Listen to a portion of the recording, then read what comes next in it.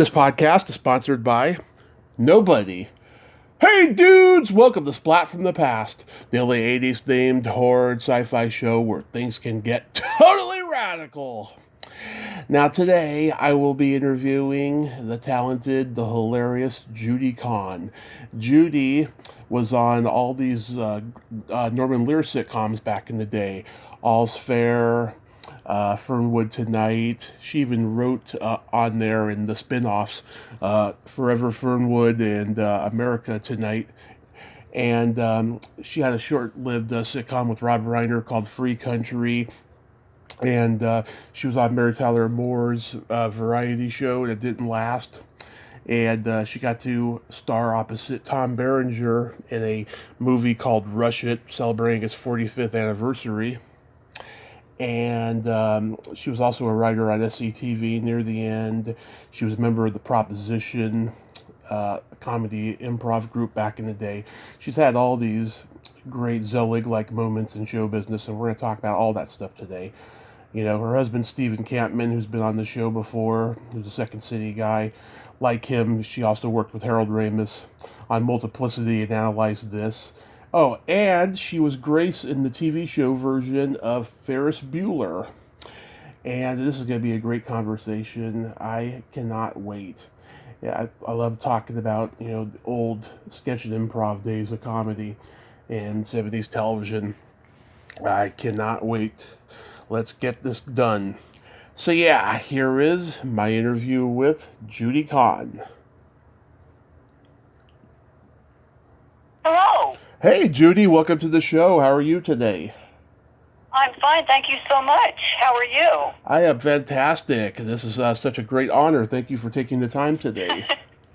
Well, you might be the only person in the world today who's saying those words, so thank you. Oh, no.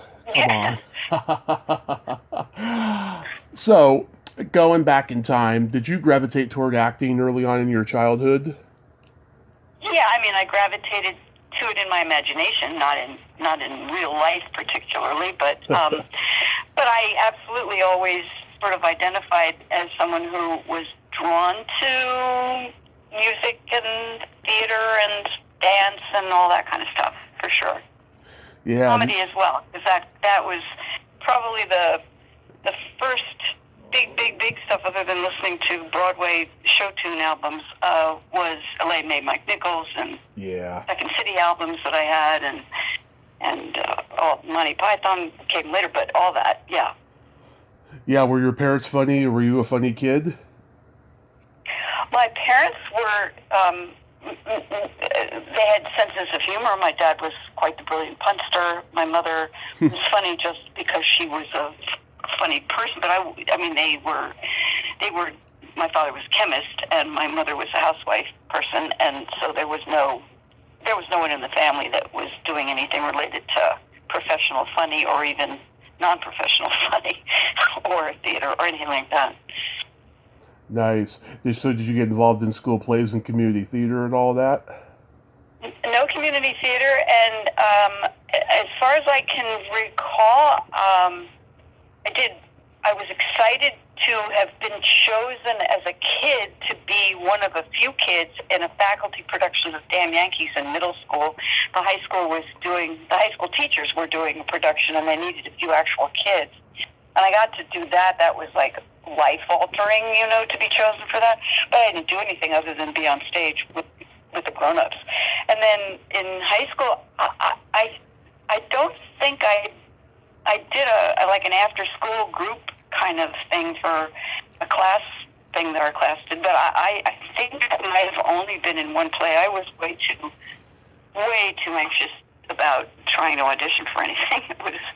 It was too off-putting a concept. So no, I didn't. I did music. I sang instead. And in fact, when I applied to college, I was afraid of the audition process, so I applied as a music student because I could send a tape. So that was it. Yeah. Are you born and raised in Rosslyn Heights, New York? That's right. Exactly right. Nice. So after high school, you attended Boston University School of Fine and Applied Arts. Did you study acting there? No, I was accepted as a voice student, and didn't last particularly long because of during that time, my sophomore year, I went home for Christmas and came with. Hello? I'm here. I haven't moved. Okay. It was late 60s, and Boston was a very ripe place for political consciousness and stuff, but there really wasn't much theater going on, and a bunch of students, unbeknownst to me, had started a improvisational theater musical group called Proposition. Right. And when I came back from Christmas break, I picked up a copy of Boston After Dark, which was kind of like the Village Voice for Boston, and saw that there was a show opening on February 1st called The Proposition, and it's an improvisational musical theater review. And I about passed out because this is what I had in my brain always thought I was going to want to do, even though I hadn't done it. And I went. They were performing Friday and Saturday nights only back then, and I went to the second Friday night performance they did. They did an 8 and a 10. I don't remember which of the two I went, but I went to it and I thought, oh my God, I must be doing this. And they weren't searching for anybody. They had just opened, but they were so popular so quickly, and the darlings of Cambridge, of course, that they soon. That they wanted to get a touring company together, and materialized. But they did hire a few people at that. I think I auditioned. Well, it's accepted on Oscar night, 1968 or whatever it was, and I was accepted to the group, and then it became that was all I wanted to do. So I never finished my second semester of my sophomore year at BU, and instead told my parents I'm going to be totally self-supporting. I was 19. I'm going to be totally I get it. You're beyond disappointed, but this is what I have to do. And I got a secondary job, and my rent was $75 a month. And that was it. So I did that in Cambridge for 3 years, and then as a group, we moved to New York and opened off-Broadway for a year. So that was really my college, was the Proposition. Yeah, it was you, Jane Curtin, right? Yeah, she and I came in at the same time. She was in the second small group that they hired, thinking they were going to open another company. Jane and I and one other person came right after that, and a couple of guys. But as I said, so the Cape Cod thing didn't happen, and some of the actual students decided they might be better served doing their Harvard work. So it worked out really well, and because it was such a popular show, the theater added Thursdays and Sunday nights as well, and so there was more work to go around, and $5 a show, not bad, right? No. And there was Fred Grandy, John Forster. Was Penny Pizer still there? I'm not aware of Penny Pizer at all being there, so that's news to me if that's true. If she was there, it certainly wasn't when I was there. She told me she was briefly in the Proposition. Yeah. Do you know what year? No. It's been a while since I talked to her. Maybe it was after I left Cambridge. I don't know. Yeah. No. I actually reached out to her to have her come back on because she's got a book out that she's promoting. But was Kenny Tiger still there? Oh yeah, Ken and John and Fred, they were in the group, and Ken and I worked together again years later in California. But yeah, Ken is great. He's had an extremely continuing career. He's amazing. But he also has a doctorate in German from Harvard, I think. So the fact that he was a large enough talent and person to have all that going on was always boggling. He's a great guy. Wonderful. They're all great, terrific people. Yeah, he's been a great character actor playing these weaselly little guys. He's really funny. Yeah. Yeah. Now, I ask everyone this who was a part of those sketch groups in those days. Were you aware of the comedy revolution that you were all in at that time? I don't know that I would have called what we were in a conscious awareness of that, but it was certainly clear that there were other groups all spawned from the concepts of Second City that were happening. The committee in San Francisco and the proposition, and there were others, but it was, no, I'm not sure I would say we were aware of a comedy revolution. The most I think I was aware of when I was in Cambridge, for sure, was that the theater scene was changing in Boston, and that it was developing in off-Broadway. So theater in general was becoming much more prevalent there than it ever had been before. Yeah, I mean, you also had Firesign Theater, and you had stand-up comedy group people like George Carlin, Richard Pryor, and of course Cheech and Chong were around. It was a magical time for the next generation of irreverent comedy right in the middle of Vietnam. Right. And one of my great life accomplishments, not accomplishments, but thrills, was I eventually got to work with Lily Tomlin and Richard Pryor for a few weeks. And that was, I mean, who didn't admire Richard Pryor? So it was, and then Lily was an idol. She had actually come to see the proposition, and Jane and I both had opportunities to be in her specials. At least I did one. I think Jane only did one as well.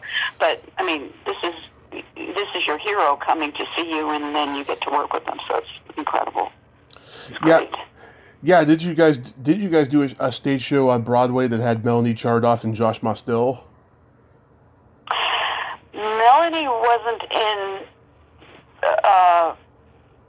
Is Melanie? I'm trying to think. I didn't. I could be wrong. I don't think I worked directly with Melanie, but Josh was in the company that came to New York, so from Boston. So I worked with him in Cambridge and in New York. But Melanie, if I was on stage at the same time as Melanie, I'm not aware of it right now. Although I certainly know her and admire her, but I don't believe she'd probably have a better memory than me. I'm really old now. I don't think we were on stage together, but that's possible that I'm wrong. I don't know. I did it for 4 years, in three in Cambridge, one in New York. That's a lot of humans to keep track of. So.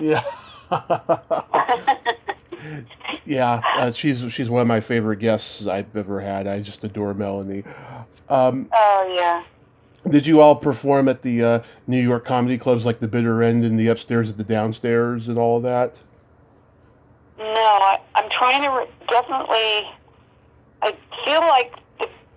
feel like one of those might have happened at some point, but no, it would have been a one and done. I don't think so. We did some rare things. We had a children's company in Cambridge, and that group, that version of the proposition was invited to the White House to be part of a conference on children, and I used to keep every single program and every single everything photo. I still have way too much, but at the 50th anniversary of the celebration of the proposition, I brought my scrapbooks, and I said, please, if you see anything, take them. I don't know if anybody took any of that. I may still have some of that, but from the children's stuff. But that was kind of the most intriguing thing. And live performance. We did something for public television that took me to Pittsburgh, and I was working with. I think I worked with somebody really, really excellent and fun, and had a great time. But no, I don't have a strong memory of Bitter End or Upstairs and Downstairs. I don't think we did that, but I could be wrong. Okay. But I'm not a useless guest, really. No, it's okay. Don't worry. I'm a walking encyclopedia, so I'll fill the time. Okay, excellent. The proposition did do a off-Broadway show called Pretzels. No, that wasn't the proposition. That was in and of itself. Oh, okay. It was me, John Forster, and Fred Grandy, and Jane wrote it, and then Fred. We did 2 incarnations of it the first through the Phoenix Repertory Company. That's how it began. And that emanated from performing at a New Year's Eve party for Hal and Judy Prince, which we did just because I was friends with them.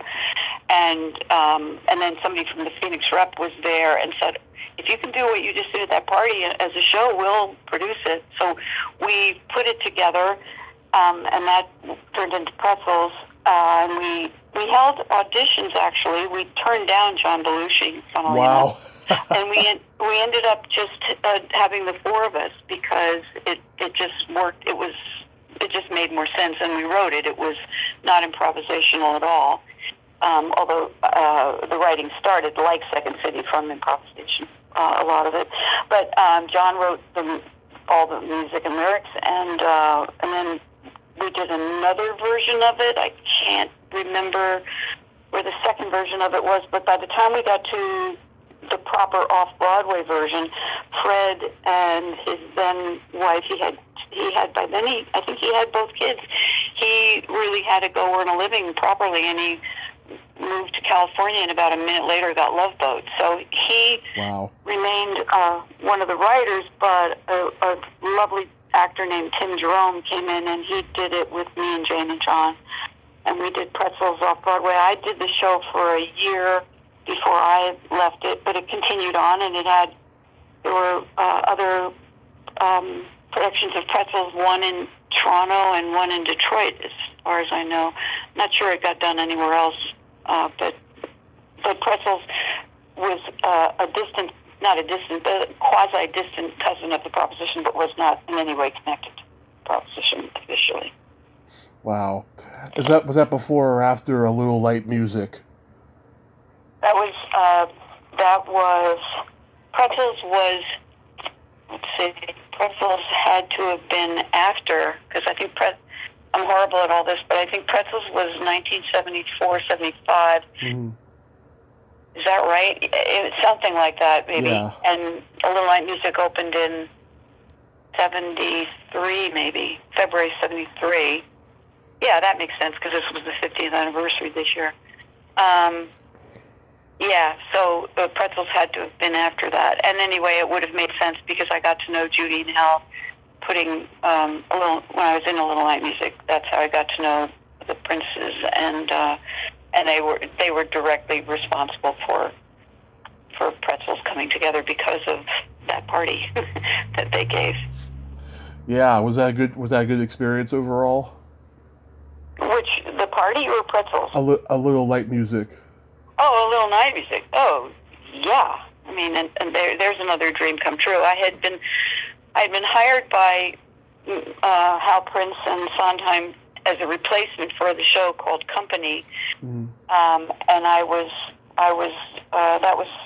really, amazing. I think I was 22 or something like that, and I got hired to replace Susan Browning, who was great. Actually, I'm pretty sure she got the Tony for the role. Back then it was called The Stewardess. I'm not sure what they call it in newer incarnations of the show. Mm-hmm. But I was in rehearsal. They were planning to open a production of Company in London, and so a lot of the people playing in New York were going to go to London, and so they hired a bunch of us to replace, and I was one of them, and we, over a 2-week period, we were going to work into the show, sort of, not all at one time, but sort of over that 2-week period. And after the first week of rehearsals, we got notice to please come to the stage, everybody, the people in the show and also the replacements, to come to the stage between matinee and evening. And Hal said, we've thought about this, but we decided that we're going to, instead of keeping both shows open, we're going to close New York and just go and open in London. And so it taught me at an exceedingly early age not to celebrate anything until after it was over. Yeah. Because it was it was the greatest moment professionally to get hired for that show, and then it was the most disappointing moment to have it suddenly not exist. But I must say, Hal Prince kept his word to me. He looked me in the face and he said, I want you to know we're going to work together again. And the next year was Follies, and then after that was Little Night Music. And it never made any sense to me to get hired to play Glynis John's daughter, but God knows how he made it happen in Sondheim, and we all became friends. And, you know, to the extent you can be friends for a period of time with people who are that extraordinarily active and busy and moving along in their own lives. But, yeah, Little Night Music was, again, another life-altering experience for me. The grandfather from Blue Bloods was in this production, Len Cariou. Len Cariou. Len Cariou. Yeah, he was the original in Little Night Music and also the original Sweeney Todd. Wow. Yeah. He's great. Yeah, I like everything I see him in. Yeah, I haven't seen him 100,000 years, but he was always great, and it was just, you know, it's as good as it gets. It was great. It was a big Broadway show by Sondheim that won Tonys in every category possible, and, you know, amazing. Sets by Boris Aronson and costumes by Florence Klotz, and Theron Musser did the lighting, and Sondheim, and, you know, being in the room the first time he played Send in the Clowns for anybody. I mean, you know, these are life moments, and I enjoyed every second of it. So working with Lily Tomlin, it was on that TV special. What was that experience like?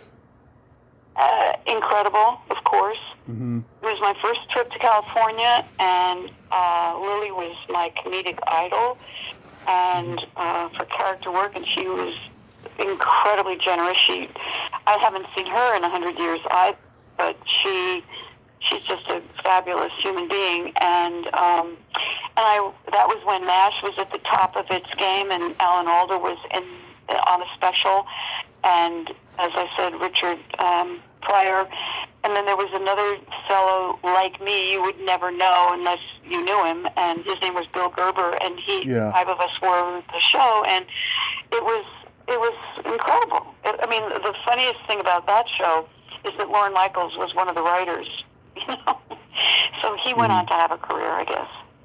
Yeah, Lorne Michaels and Herb Sargent both worked together on Saturday Night Live after. Did you ever audition for that show? Yes, Jane and I actually auditioned together with a piece that we wrote together, and because I knew Lorne lightly from, you know, from Lily's show, I was simultaneously offered, everybody who was vaguely comedic and or improvisational had wanted to be part of Saturday Night Live without knowing anything about it. It was just, it sounded like whatever the proposition had sounded like to me years before. It just was like you wanted to be in. And I wasn't offered it, but I got to do an audition, but I was simultaneously being offered an actual sitcom in LA, and I phoned up Lorne, and I said, okay, I understand that you can't make any promises, but if I could think that I had a shot at getting Saturday Night Live, I would give up this other thing because I would way rather do Saturday night. And he said, I absolutely can't promise anything at all right now. I'm still trying to figure it out myself. And he said, you know, maybe down the line it would work out, but to be honest, you should probably take the bird in the hand and stuff. And it turns out after the fact that I found out he had already hired Gilda Radner, and Gilda and I were kind of in the same type character person for building an ensemble, whereas Jane and I, you know, Jane was Jane, you know Jane from Saturday Night Live, so Jane had that sort of waspy, cool exterior, whereas Gilda and I shared sort of a more vulnerable aspect. So if you're putting a cast together, you want some of each, right? So the fact that he knew Gilda way better from Canada and Second City and stuff, I would never have had a chance. So I did make the right choice, but it was hard. Everybody wanted to be in Saturday Night Live. Yeah. Another guest of mine who is no longer with us was in this special, Felix Silla, the dwarf actor. Oh yeah. That Right, guy, he was. that guy was show business history. He was cousin in on the Addams Family. He was a puppet character on all those Sid and Marty Krofft shows. He was Mm. a stand-in in many horror movies that required a little person to be a goblin or a monster or something. Oh wow, wow. He was Well, history. That guy. Yeah. yeah, that's nice. That's nice you got to know him. Yeah. Also, Richard Pryor and Alan Alda was on there. Yes. Yeah. What were they like? Well, Alan Alda is the nicest man in the world, Yeah. and Richard Pryor was Richard Pryor. Yeah. I mean, he's complicated. He was a complicated man, but Lily had mad respect for him, and anybody who was paying attention had mad respect for Richard's talent.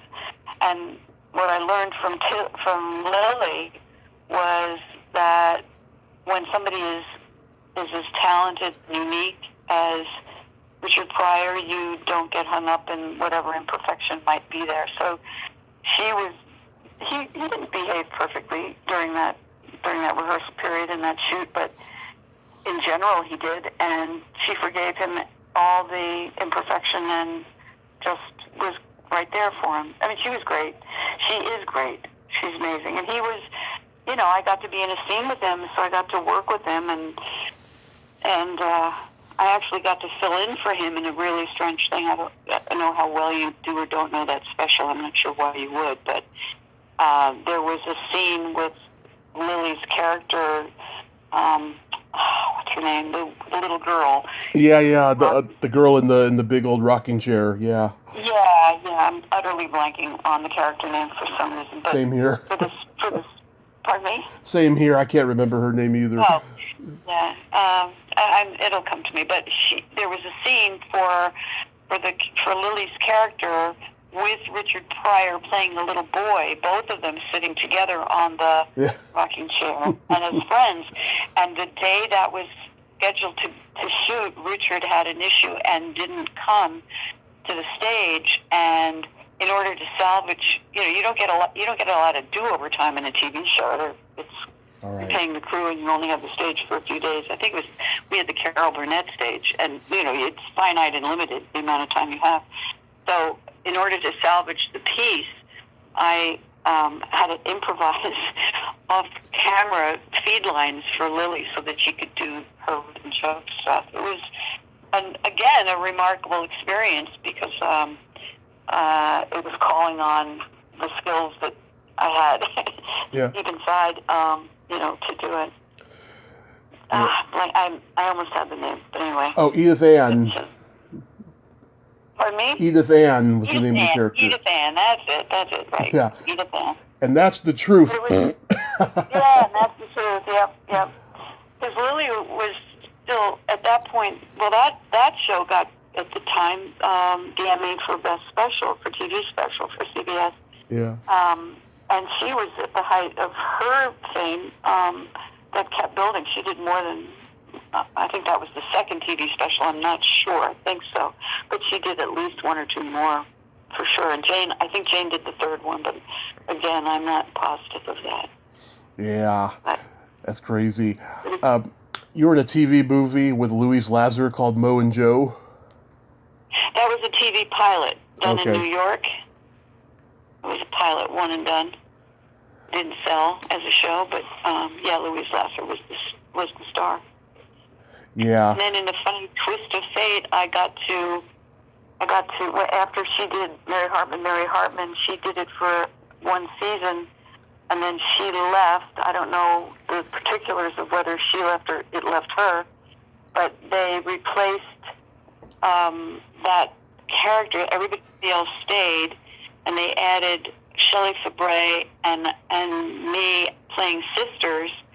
And on the final episode, we did one season of that, and then that show ended. That was with Marion Mercer and Dabney Coleman and all the people who had been in Mary Hartman. And on the very last episode, my character married Tom Hartman, so I became the second Mrs. Hartman. for one moment. Greg Malavy, I've had him on. Great guy. He was a great guy. He was great to work with, and he was great. And Shelley was fantastic and wonderful, and I haven't seen her in 1,000 years either. But how does Doc come to you? Doc came to me when I was doing Pretzels in New York, and that's the show I had the opportunity to go be in. They had already, but they decided, this was the Mary Tyler Moore Company, they decided that they wanted to add another character, and Ed Weinberger, who was one of Mary's producers, he did Phyllis and Mary and stuff like that. He was the co-producer with, I think it was Dan Daniels, and anyway, Ed came to New York to sort of see what was going on and had been told to come see Pretzels because there were comedic people that might be worthy of picking up and taking out to California. And he saw performance of Pretzels, and then based on that, they offered me to come out. And since it had already sold as a pilot, they had already shot the pilot. I was just coming into an already sold show, which was incredible. But that's the one that was simultaneous to when Saturday Night was coming together, and that's the show I ended up doing instead of sticking around to find out I wasn't going to get Saturday Night. Yeah, that had to have been a little discouraging because, it was a big gig for something so brand new and revolutionary. Oh yeah, no, I'm telling you, everybody in their right mind wanted to be part of that. So yeah, it was a big thing, and but I came out to California with the job, and my life switched gears again, and I tried living in both cities for a while, going back and forth, until I realized I was getting more work in California, and that's where I stayed. So yeah, what happened. Bernard Hughes, great to work with. Who was? I'm sorry? Bernard Hughes. Bernard Hughes was wonderful to work with, as was Elizabeth Wilson. Now, it seems to me that Norman Lear really made your career in those days because the guy's got an eye for talent, and you were on all these shows that he produced. Well, he and Grant Tinker were my heroes out there for sure. Grant Tinker was president of the Maritime Moore Company, and I did a lot with it. Gave me extraordinary opportunities in two different moments to create shows. One was I did a pilot that didn't sell, but we got to do the pilot. I mean, the pilot sold, but it didn't sell as a series. That was called Love Natalie. And then after that experience, that took a year of time to conceive it, write it, get it sold, and have it produced as a show. But then when it didn't sell as a series, he came back to me and he said, "Is there anything else you want to do?" And I didn't have another series idea, but I did have an idea for taking a children's book that I liked and turning it into a musical. And it so happened that NBC was launching a new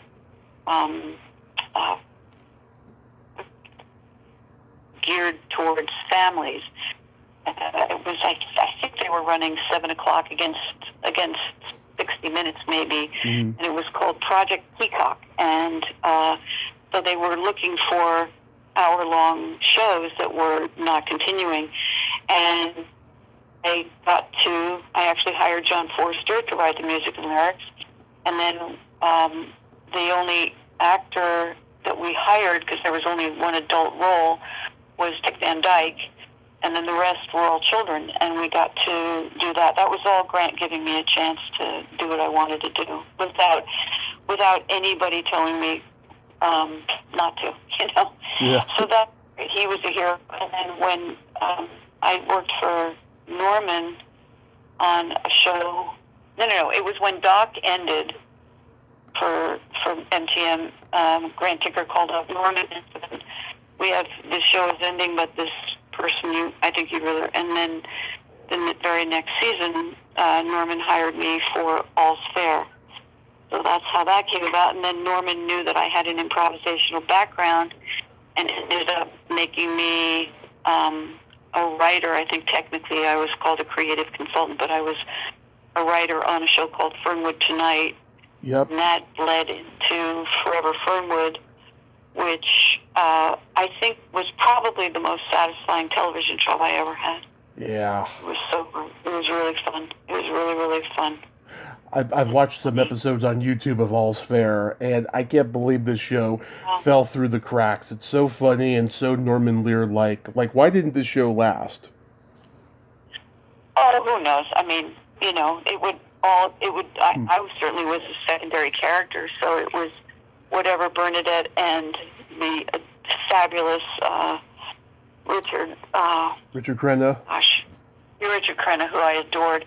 You know, whatever people were or weren't interested in buying about that is why those shows don't go well, or I don't know. I mean, you never know.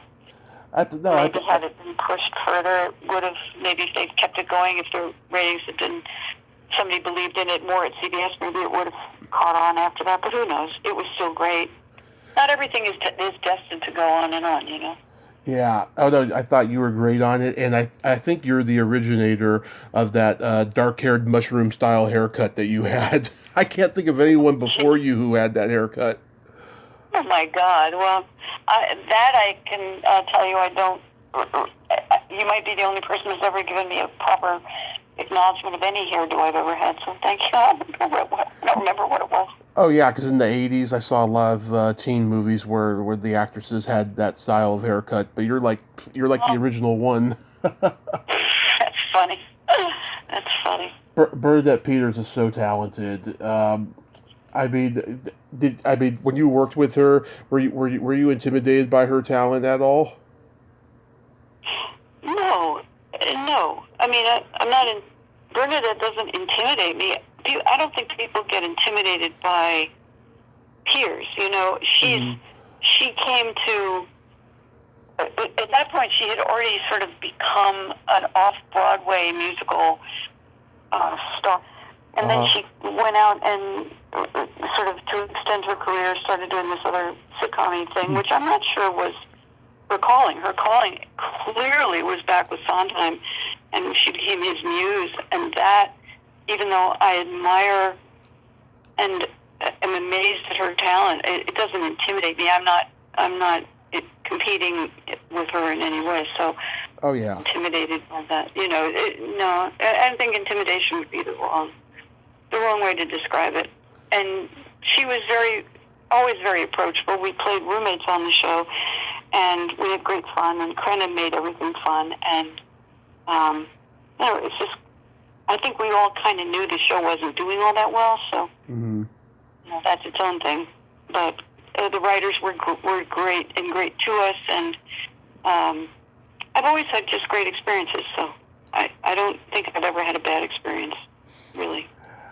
Well, working on Fernwood Tonight, you got any good anecdotes about Martin Mull or Fred Willard? Both quite brilliant.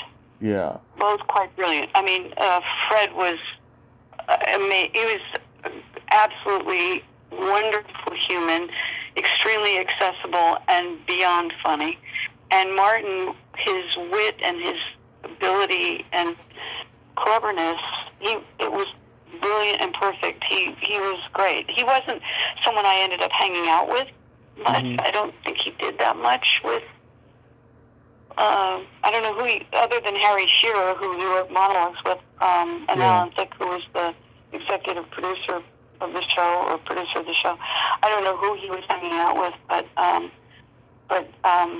mean, it was fun. The writers, we all got to be friends. I wasn't on it to start with, but I was added into it, and I think I am credited on like 75 shows out of all they did, but they did more than that. It was great, and I got to do one episode as an actor, and I got to do one episode. I didn't write for America Tonight, but I got to do one episode, you know, playing one character. So. And on America Tonight, my character married one of the regular characters who had originated on Fernwood Tonight, and that singer who was a very close friend of Martin Mull's Oh, yikes. The name thing, I should have been prepared and looked at all the names. It's okay. He's quite a famous singer with a really raspy, deep voice.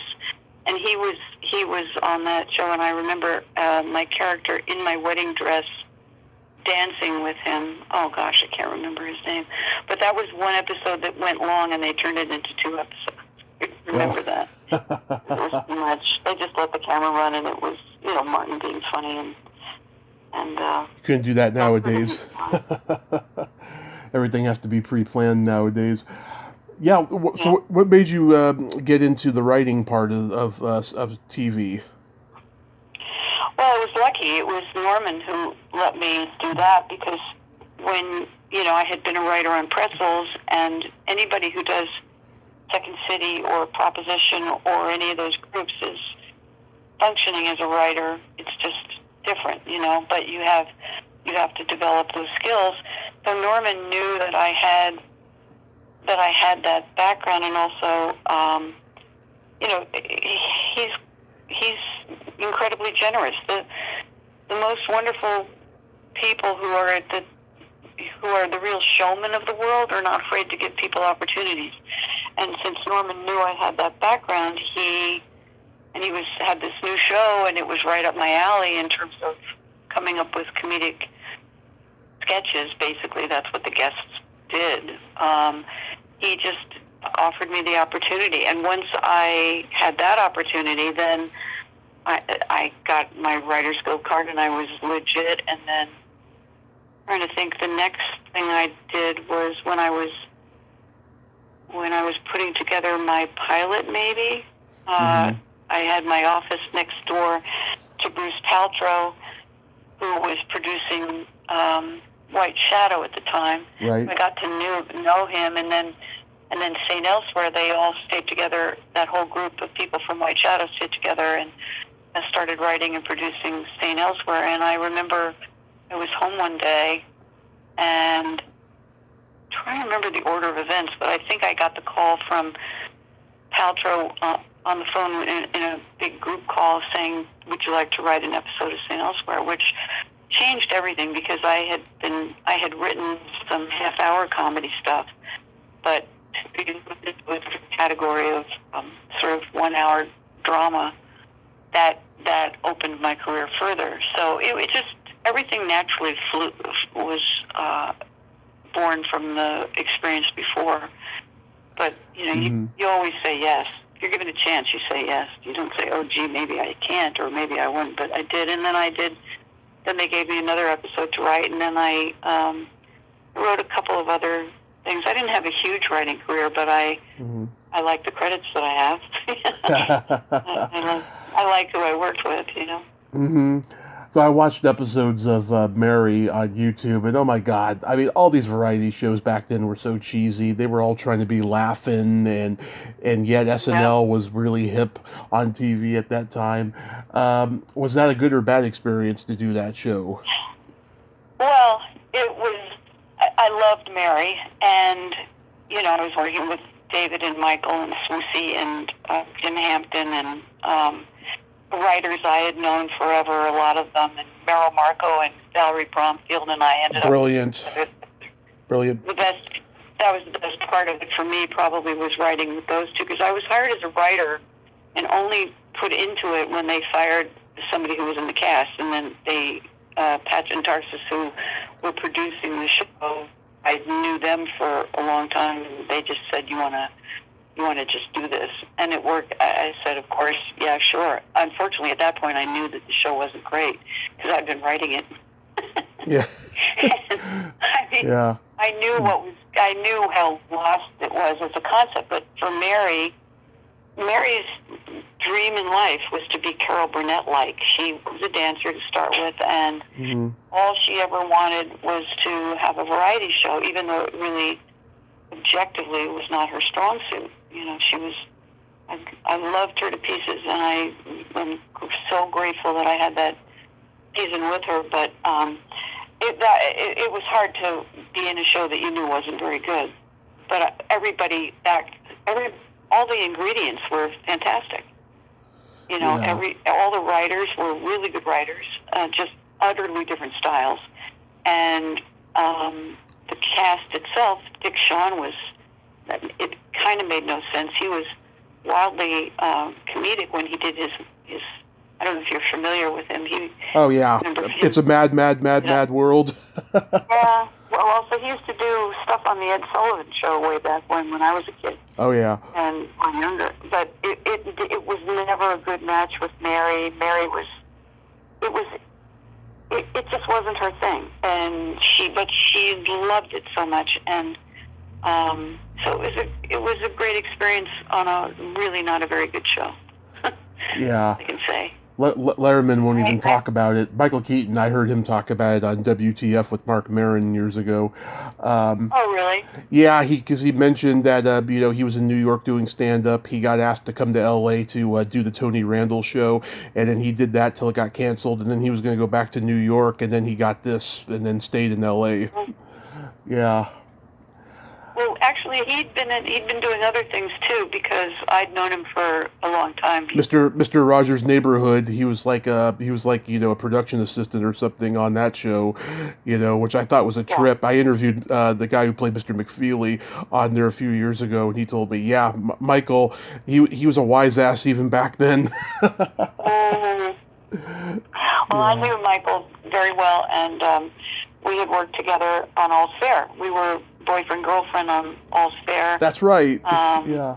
And he also, we did a mutual friend who was one of Michael's old friends from Pittsburgh, was producing Maude and writing Maude at the time, and hired us to do a voiceover on one episode. So we played. I don't remember what we played, but we did voices for Maude for that one episode. And Michael and I knew each other very well, and then were hired independently to be on the show.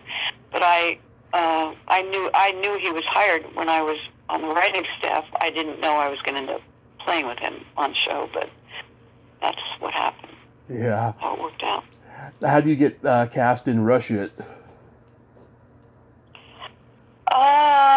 Well, I'm not sure exactly. I guess at that point I had already. You probably know the chronology better than me, but at that point had already done, I guess, a little night music. Yeah. So when you're young and you're in New York and you're affordable, somebody who doesn't have a lot of money is looking for somebody who has some version of a name that they can then plug into something they're doing. And the gentleman who directed that show,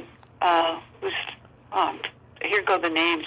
He just offered me the job. I didn't have to audition for it. Gary Youngman. Gary Youngman. His father was Henny Youngman. But he was very, very sweet, very nice.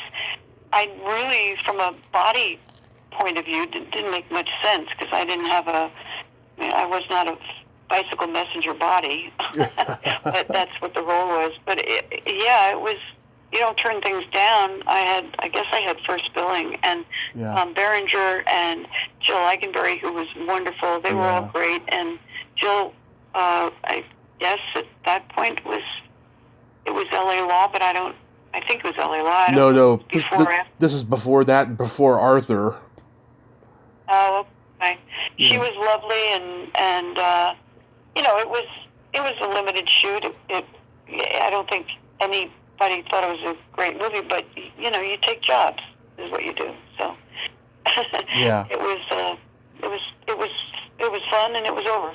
Yeah, I like your performance in it. You remind me of Diane Keaton and Annie Hall, just the way you dress. You got the summertime safari hat, and it's very tomboyish. And I like how your character just flirts with every guy, everywhere she goes. Yeah. That's funny. I honestly, I barely remember it. But yeah, I think it was a 3-week shoot, something like that. So it was in New York. It was easy to do because I lived there. So it was a job. It was a fun job, and I don't get first billing very often, so I took it, of course. I've talked to a couple people from it. At the beginning of the movie, you're in the elevator with Kate McGregor Stewart, who I've interviewed. I love her. And Judith Light, of course, from Who's the Boss. Uh-huh. They're having like a body conversation, and you're just there. You don't even know them, and you start laughing with them. Oh, well, I haven't seen that movie in 100,000 years. I think I have a VHS copy of it somewhere, but I don't have a VHS player anymore. So Yeah. it lives in my brain, in the recesses of my brain, but nowhere else. I don't think I'll be seeing it. Yeah. And Joseph Lambie's character has a girlfriend, Ria Rogerio. I interviewed her too. One of the most bizarre interviews I've ever had in my life, by the way, because her biggest claim to fame is that she was the voice of the talking lips in the Rocky Horror Picture Show trailer, and the whole time My God. she was so nervous. She was talking like she does in the trailer. She was so nervous, and then started to open up to me near the end about how much she hates the Screen Actors Guild and how they treat my actors God. and all this stuff. It was bizarre, but Oh, she was wow. nice to me. She was very nice. Wow. It's funny. Now, I did not know this show existed. Free Country, with you and Rob Reiner play a married couple. Oh, that was great. Yeah, we did that. We did 5 of those. That was always intended to be a summer series, and then if it had done well over the summer, back then when it's no big investment for the network. They get to try something, and then if people love it or they love it, then they can plug it in, give it a full season and plug it in. But that show, I love that show, and I love doing that show with Rob and Rooney Lippin and Joe. Oh my gosh, what's his name? Again, the names. Wonderful, wonderful guy who went on to do The Sopranos. I think I can't think of his name.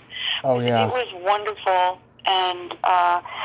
But he kind of knew that it couldn't have a destiny because it was so ethnic, and it was a period piece. And there's just Joe Pantoliano. Yes, Yes. exactly. But Rob had carte blanche because of All in the All in Family. the Family, and he was given that opportunity to do that, and it was great. I didn't audition for that. He offered that to me because I had done an episode of All in the Family, and also we were just on the lot at the same time when I was doing, I guess, All's Fair, and they were doing All in Family at that point, and our paths continued to cross. So I kind of knew him without knowing him. He was married. I think he was married to Penny Marshall at the time. Right. Or his, more significant life now.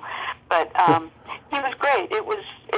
I loved that show, and that show meant a lot to me because it was in tune with my own family background of people arriving in Ellis Island and stuff like that. So I felt very honored to get to honor my heritage that way. Oh. And it was funny, and it was, high level because it was Rob. So yeah, that was a great experience. I wasn't shocked that it didn't have a second life.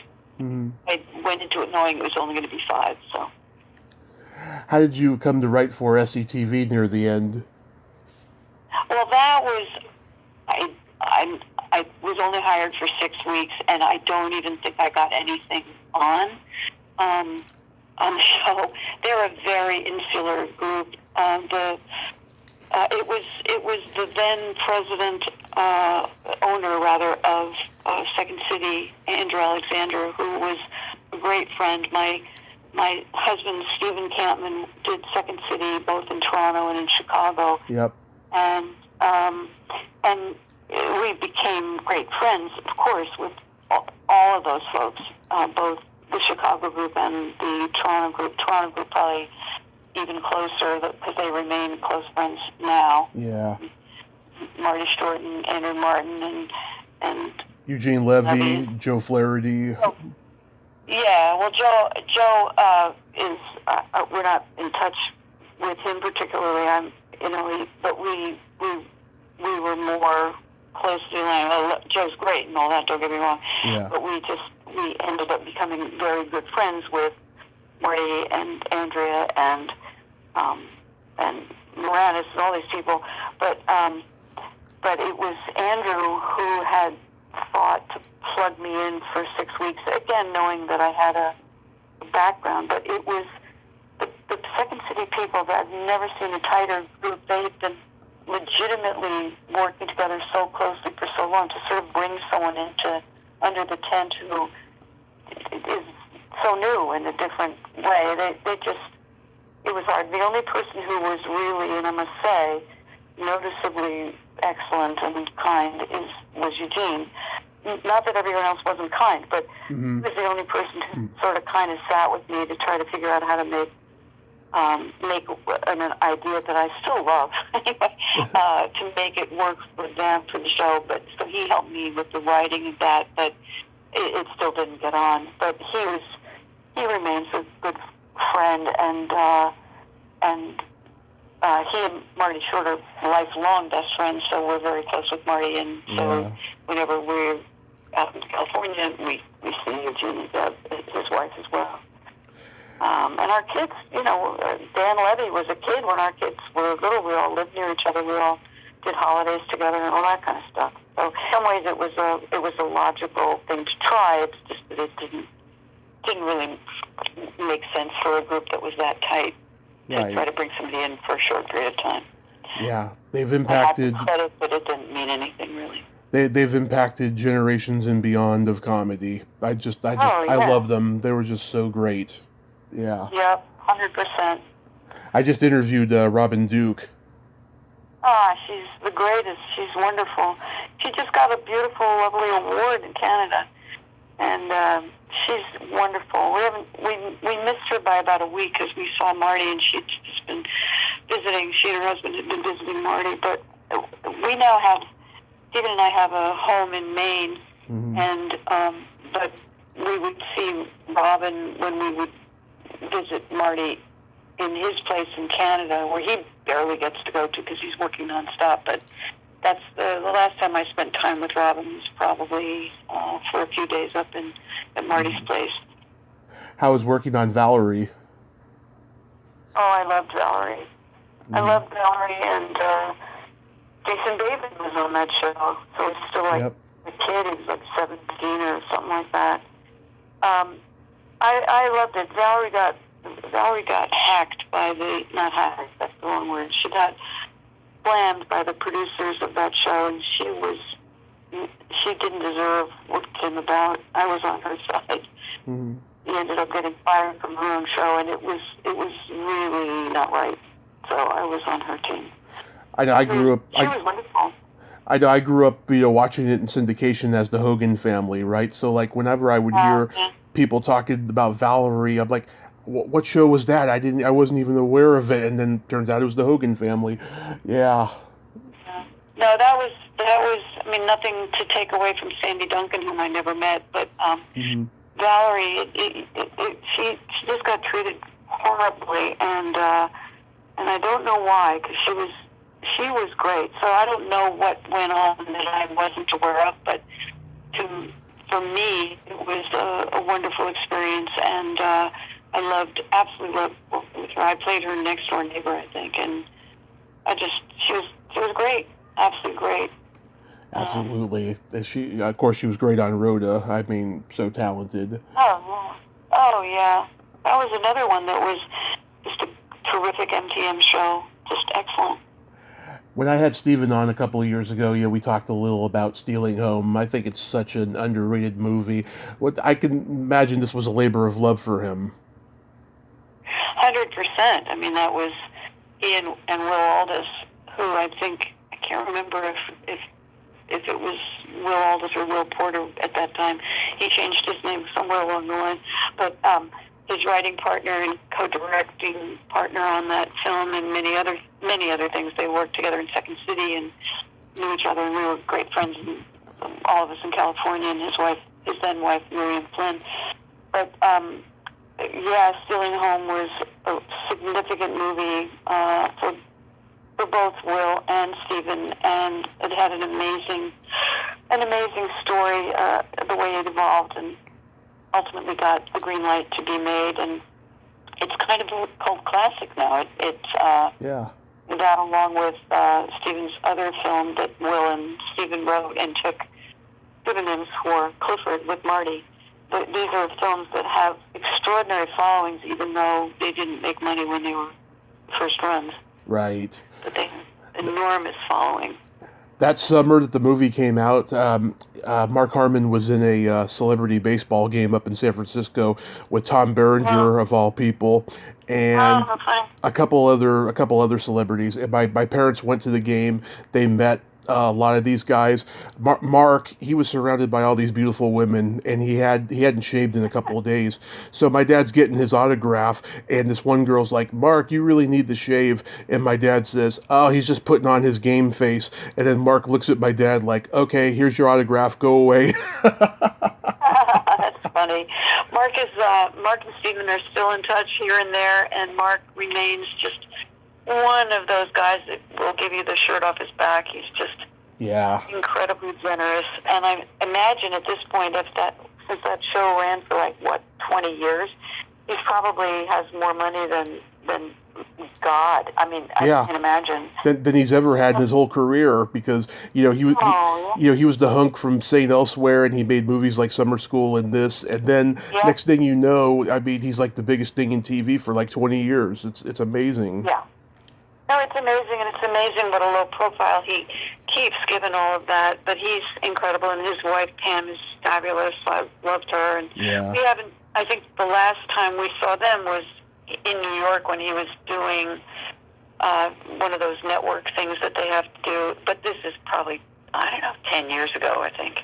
But so it's been a long time. But he and Stephen still every once in a while exchange an email, and Mark, every once in a while say to Stephen, what's your address again? Because I'm sending you something. He's just crazy generous, but also generous in ways you'd never know, like with charitable things that he does. He just resists that kind of attention. He's rare, very rare person. Love him. Yeah.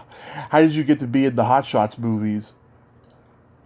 Oh, I think Pat Proft, who wrote Hot Shots, or was one of the writers of Hot Shots, was on the Mary variety show staff. Uh-huh. That's how I got to know him. And then he just reached out to funny people he knew, to do bit pieces here and there. So I did Hot Shots and Hot Shots Part 2.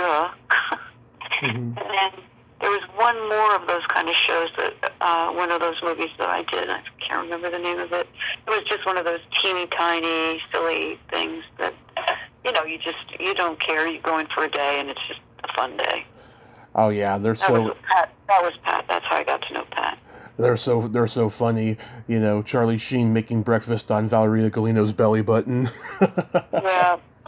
I guess I didn't really know Charlie, and that was, of course, before he, distinguished himself in a lot of imperfect ways. But he was capable and funny and had enormous talent. He just was kind of a lost person, but he carried that movie real well. I mean, he did great.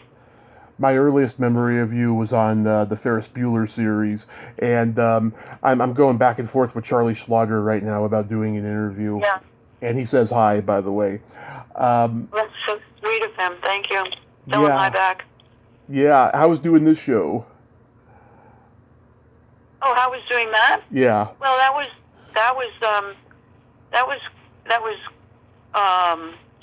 how do I say it? I had a really young child, my third child, I think. So my head was elsewhere. I remember, I loved it. I got to work with John Natius, who had given me a number of jobs, and I wish I could reach out to him and find him, because he was so kind to me and generous to me, giving me parts and stuff. He was part of that Bruce Petro group. He worked on White Shadow and St. Elsewhere and stuff, and then he hired me to write a script for something else, a show he was doing in Australia, and then he just offered me this thing on Ferris Bueller. But Jennifer Aniston was on it, pre-nose job. Yeah. I remember running into her on one of the lots after we had done that pilot. I guess we did it as a pilot, and she had 2 pilots that she had done. That's pretty unusual. You usually have to sign your life away, but if you sign up for something and say, well, if the number 1 goes, I can't be part of the second one. Sometimes they let you do it. And I remember the last time I saw her was, so this is hundreds of years ago. I remember seeing her on that, I think it was the Columbia lot, and she said, yeah, I just did this other pilot for a show, and it was, I think it was good, and of course that was Friends. Mm-hmm. So she ended up doing that, and the rest for her is history. But she was charming and lovely, and my very old friend Sam Freed was a cast member on Ferris Bueller, and Mm-hmm. so it was, except for the fact that my head was distracted by wishing I was home with my child. I think he was 3 at the time, and I just couldn't believe I was going to miss birthday party or something that was just took my head in a different direction. So I think it wasn't my usual arriving perfectly tuned in. I think I was distracted for some of it, but it was great fun. I had a great time doing it, and Single Souls, it wasn't fun to work with. So working with Harold. Working with Harold Ramis on Multiplicity and Analyze This, that must have been great. Well, he's a life friend. I'm still very close with his wife. Mm-hmm. Yeah, he was again just the best of the best, and generous to Stephen and me, and giving us parts, and we stayed life friends always. And when Stephen did Club Paradise in Jamaica, Stephen went down for 3 months. I had our first 2 kids. The youngest, they were at that point they were almost 3 and almost 1. So it was easier to just do a 10-day visit in the middle of the shoot, which is what I did. But I remember, they had an amazing experience down in Jamaica. I had a smattering of a moment because so many of our great friends were in that movie. All the Second City people Harold gave jobs to. But I had loved working with Harold, and he was the best. He's the greatest. Miss him terribly. I do too. I still can't believe he's gone. It was like a nightmare when I found out about it. He's a huge part of my childhood. I was in talks with his daughter Violet about having her come on here a couple of years ago. Hopefully it'll happen in the future. But yeah, he was just so great. Multiplicity, I think, is so underrated. Such a funny movie. Yeah, I think that might have come out right when the Olympics were going on or something. It just, back then, the openings of movies, if you didn't have a good opening weekend, the studio sort of gave you up for dead. So, yeah.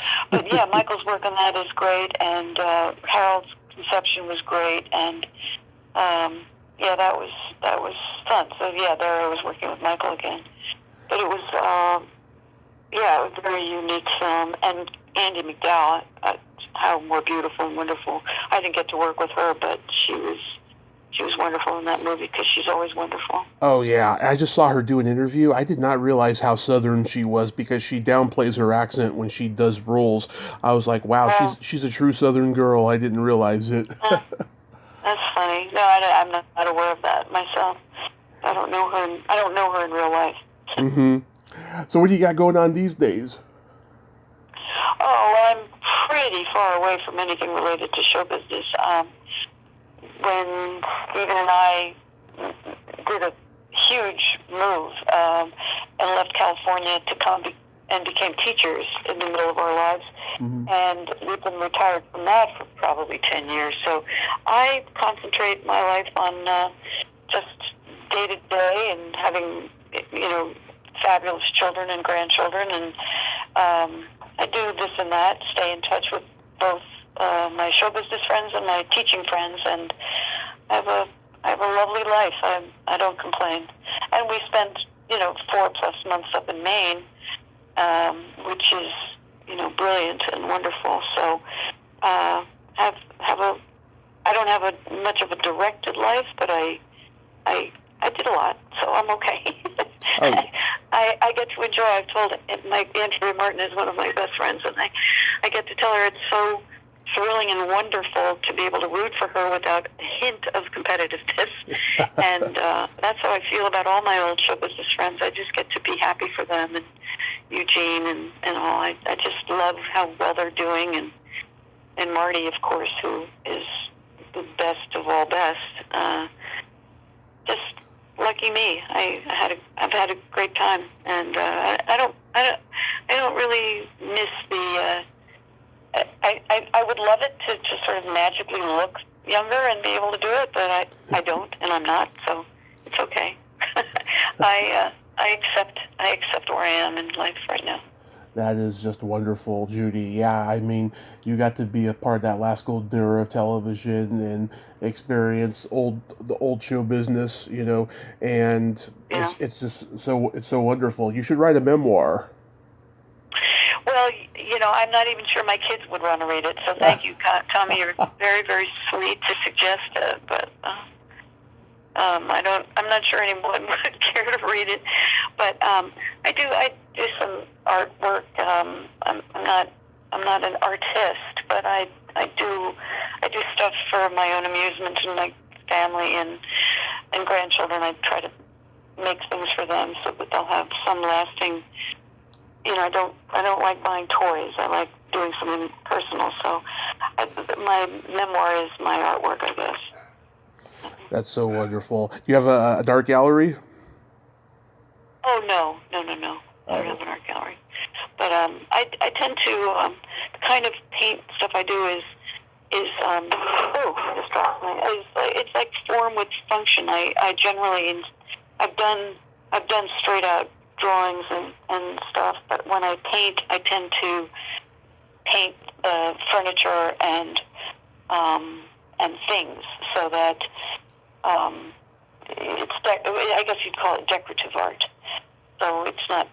I have a painter friend whose work covers our house both here and in Maine. I just love her work. She's the real deal artist, and I don't have that kind of talent. So but I like being creative, so I channel it in different ways. But nothing I do is put on display much of anywhere unless you're in my house. Yeah. Or my other house. That's when you get to see what I've done. Or the kids' house, where the kids live. Love it. Well, Judy, I thank you so much for coming on today. You and Stephen are truly blessed, I have to say. Thank you. I feel it every day. I'm grateful every day, and doesn't get a whole lot better than that. And also, you've maintained, show business friendships, and that's very rare. Well, the friends we're friends with are very rare. So, I'm not real interested in a certain kind of show business person, but the ones that we've been blessed to know are just regular people who just have extraordinary talent. So we've been lucky, and they're so they're great. And it doesn't feel amazing to stay friends with people who are great people and generous with themselves. So right. It's definitely has something, people were all still they've accomplished what they set out to do, and so they can stay generous with themselves. And it's always remember that just because you earned a living that way, you're still a regular person. And so, if you approach somebody like they're on some kind of an unknown pedestal, they get put off by that. So, if you're just a regular person, then you're having conversations about real things. You have a better chance at a real friendship. So, I guess that's where we're at. Absolutely. You have yourself a great day, Judy. Be safe out there. Tell Stephen I said hi. Thank you, I will. And you take care, and thank you for being interested. I'm so amazed. Thank you. Appreciate it. My pleasure. Okay. Bye-bye. Okay. Bye-bye. Well, there you have it. Judy Kahan. Ain't she a sweetheart? Oh, my God, what a great lady. And yes, all that stuff she was saying was just so right on about show business and friendship. Got to be objective is what you got to do. Well, until next time, this is Tommy Throwback Kovac saying there's no shame in living in the past because the present sucks. Later, dudes.